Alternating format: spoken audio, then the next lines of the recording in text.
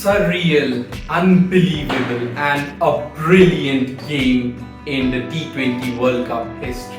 I mean, what a perfect Diwali gift it has been for the billions of Indian fans across the globe. And yes, what a magnificent spectacle it has been at the Melbourne cricket ground with an attendance of 90,000 plus people. Hello everyone, welcome back to my YouTube channel. So India started off their World Cup campaign against Pakistan with a brilliant game at the Melbourne cricket ground. So Rohit Sharma won the toss and he decided to have a bowl first, considering there were some possible showers throughout the evening. So Pakistan started with their openers Mohammad Rizwan and their skipper Babar Azam, but Arshdeep Singh, first ball of his T20 World Cup, he must have had his nerves, but then he removed Babar Azam in the very first ball itself, and that set the tone for the Indian bowling. And after that, in his second over, Arshdeep removed Mohammad Rizwan as well, and Pakistan suddenly were in a spot of bother, and the run rate seriously dropped during the power play. So at the end of 6 overs, Pakistan could manage to score only 30 odd runs with the loss of 2 wickets, and then Shan Masood and Iftikhar Ahmed were trying to rebuild the Pakistani innings. So during the middle phase of the Pakistani innings, they tried to consolidate and steady the ship, and then when the Indian spinners came, particularly Akshar Patel, Iftikhar Ahmed blasted him for 3 sixes in 1 over, and that set the tone for a Pakistani comeback. And yes, Iftikhar Ahmed went out after scoring a brilliant half century, and after that in the middle phase, Hardik Pandya bowled really well with consistent line and lengths, and that reaped him rewards with 3 wickets, and that put the Pakistani batsmen on the back foot. But then it was Shan Masood who held his nerves, and he carried on throughout the innings and scored a brilliant half century, and then Shaheen Shah Afridi scoring 8 balls 16 run knock that helped Pakistan reach a competitive total of 159 runs for the loss of 8 wickets at the end of 20 overs.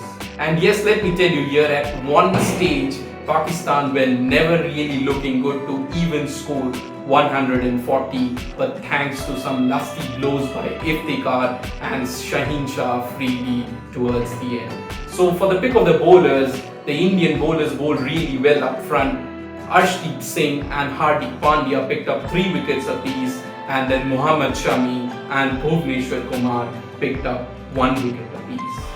So chasing a total of 160 runs to win the World Cup opener for India, the Indian openers started with KL Rahul and Rohit Sharma, but then the Pakistani bowlers Shaheen Shah Afridi and Naseem Shah bowled really well up front, and that accounted for both the openers as Naseem Shah removed KL Rahul and then Harish Rauf removed Rohit Sharma in quick succession.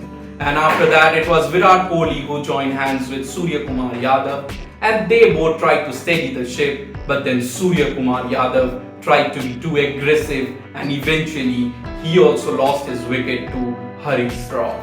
And so by the end of the power play, India could manage to score only 31 runs with a loss of 3 wickets, and the required run rate suddenly jumped up. And so the very next ball after the power play, there was a mix-up between Akshar Patel and Virat Kohli, and that led to the downfall of Akshar Patel with a run out, and India suddenly were in a spot of bother as they were reduced to 31 for 4. And after that, it was the all-rounder Hardik Pandya who joined hands with Virat Kohli, and they tried to steady the Indian ship. They tried running 1s, 2s and 3s at the big MCG cricket ground, and suddenly the pressure kept on building on the Indian batsmen as the required run rate kept on climbing over after over. So at one point of time, the required run rate also touched up to 13.5 runs per over, but then still the Indian batters Virat Kohli and Hardik Pandya, they tried to play on the merit of each ball. So during the middle phase, in 1 over, Hardik Pandya and Virat Kohli targeted Mohammad Nawaz and they scored 20 runs of that over. And suddenly they broke the shackles with that brilliant 20-run over, and after that Virat Kohli started finding his feet and he started running 2s and 3s continuously and the odd boundaries as well. And so eventually the match was taken deep as Hardik Pandya and Virat Kohli scored a brilliant 113-run partnership.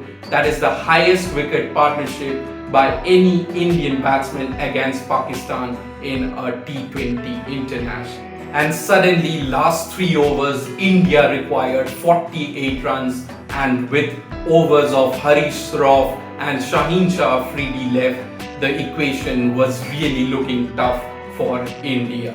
But then Shaheen Shah Afridi bowled the 18th over and India smashed 17 runs of that over, reducing the equation to 12 ball 31 runs. And then Harish Rauf, he bowled the penultimate over, the best bowler of the Pakistani lineup for today, and he conceded just 3 runs in the first 4 deliveries.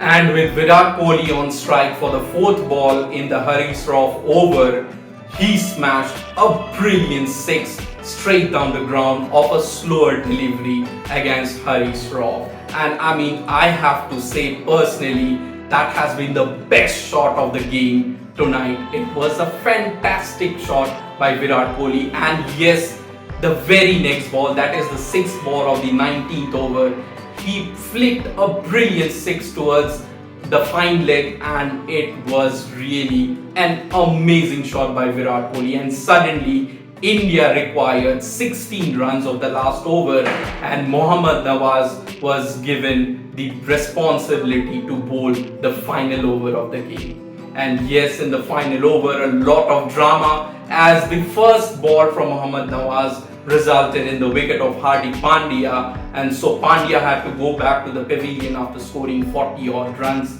But yes, it was a valuable contribution with a brilliant partnership along with Virat Kohli. And then Dinesh Karthik came to the crease, and in the second ball he scored a couple of runs. The third ball he scored a single, and the fourth ball it was a 6 of Virat Kohli, and then it was given as a waist height no ball. And then all the Pakistani fielders came up to the umpires and they were like quarreling against the no ball which was given for a waist height. And the next ball was a free hit and it was a wide, so the free hit continued to be there. And then the very next ball it was a free hit and Virat Kohli tried to slog it, but he was bowled and the ball ricocheted off the stumps, and then Virat Kohli ran 3 and it was given 3 byes. But for that also a lot of drama and confusion as Mohammad Rizwan came up to the umpires and he was telling that the ball had hit the stumps and it should have been a dead ball, but umpire had granted byes to the Indian team. And then after that Dinesh Karthik was on strike, and that very next ball he went out with a brilliant stumping of Mohammad Rizwan. So India required 2 runs of 1 ball and Virat Kohli was off the strike. He was at the non-striker's end, and it was Ravichandran Ashwin who took the strike as the new batsman. And so the final ball had to be a legal delivery, but then Mohammad Nawaz bowled a leg side wide as Ravichandran Ashwin he left the ball and it was given a wide. So the scores were level and India required 1 run off the last ball. And then the final ball, Ravichandran Ashwin, he had lofted it over mid-off, and then the victory scenes. I mean, I have never seen Virat Kohli with so much emotions which I have seen today. I mean, he was really teary-eyed today after the game, and all the Indian players came out to the park, and the Indian skipper Rohit Sharma, he took Virat Kohli and he was like lifting him up and it was magnificent scenes at the Melbourne cricket ground today. So eventually India had won the game in the first match of this T20 World Cup 2022 against Pakistan. So India winning the game by 4 wickets, and that was a complete performance by India, and it was a brilliant game in a World Cup 2022.